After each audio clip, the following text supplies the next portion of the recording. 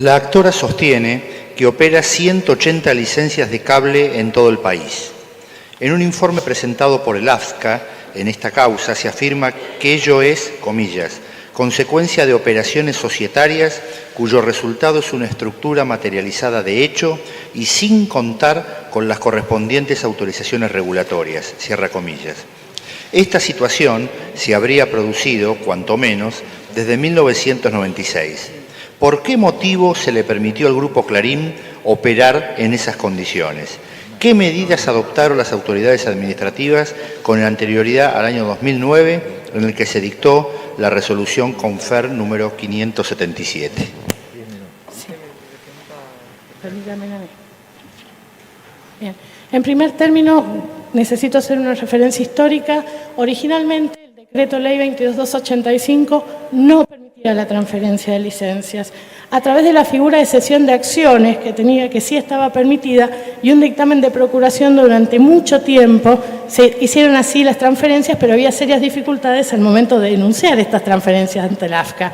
Esto duró hasta el año 1999, donde se dicta el Decreto Ley 1005, que es el decreto de necesidad y urgencia 1005, que es la primera normativa que autoriza en forma expresa la transferencia de licencias. En el año 99 empieza entonces el blanqueo de las sucesivas transacciones o transferencias de licencias que habían operado, y además por el sistema de acumulación de licencias que llevó adelante la actora, funciona como hagan un ejercicio de imaginación. No fue una empresa que fue y compró todas.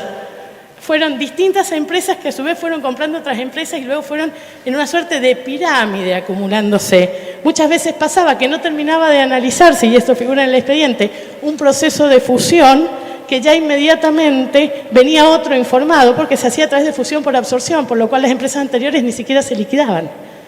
En esto, además, hay que señalar, en medio de la crisis del 2001 vino un informe que fue el informe sobre el lavado de activos que llevó adelante, entre otros, Elisa Carrió y la hoy presidenta Cristina Fernández de Kirchner.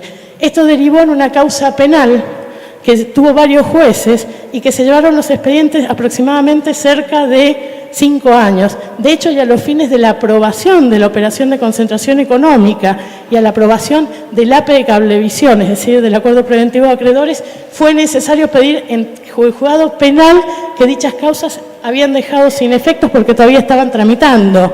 Esto llegó a un momento, esto cierra entonces a partir del año 2005, donde comienza el proceso final de lo que hoy conocemos como la fusión Cablevisión Multicanal. Se materializa la primera autorización efectiva de esto en el año 2007 con la resolución 257 de defensa de la competencia, y luego empieza a recorrer el trámite en el cual se buscaba la aprobación de los otros organismos regulatorios. En el año 2009 el AFSCA deniega la autorización en lo que responde a radiodifusión.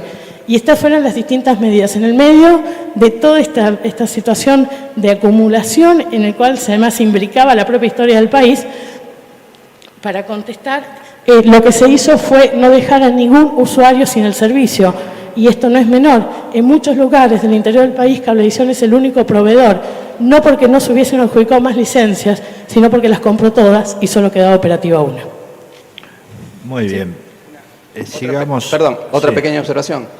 También es complicada la pregunta hacerla desde 1996 porque no existía Cablevisión como hoy la conocemos en ese momento. Era una intrincada red de licencias a distintos nombres, distintos licenciatarios que fueron comprando de a poco.